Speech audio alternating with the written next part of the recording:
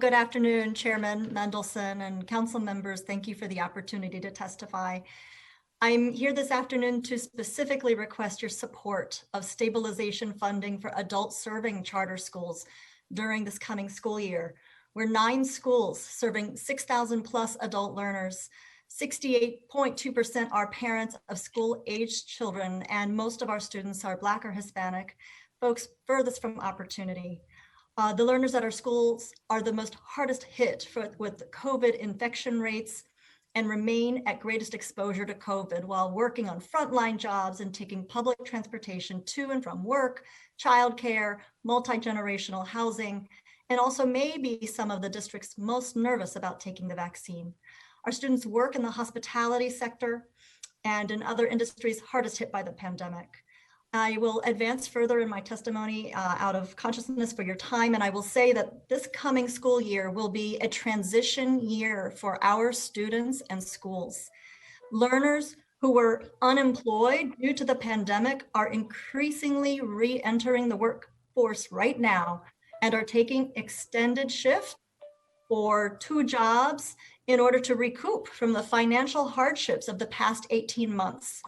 They are facing multiple variables in their own lives, from whether their child will be in school in person to whether they will be assigned to the morning or the evening shift next week or the following week. The way adult servicing schools design their programs right now will make the difference between whether the district's adult learners can persist or not in their studies during this time. Adult schools are standing up multiple modes of learning for the fall, ranging from hybrid to all virtual to all in person. And in our school in particular, you'll see more details in my testimony, but more than half of our students are requesting a hybrid mode of instruction, and they have concrete reasons for doing so. 24% of our students prefer virtual learning, and without that, they would not persist. And 23% of our students are requesting 100% instruction in person, and without that, they would not be able to persist. So standing up these differentiated learning options requires hiring additional teachers and paraeducators.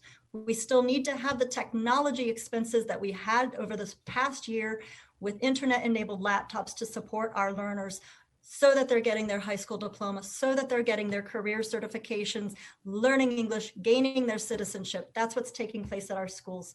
And so I humbly do request the support of the City Council and the Mayor to provide funding stabilization for next year for our schools, for residential schools, early childhood.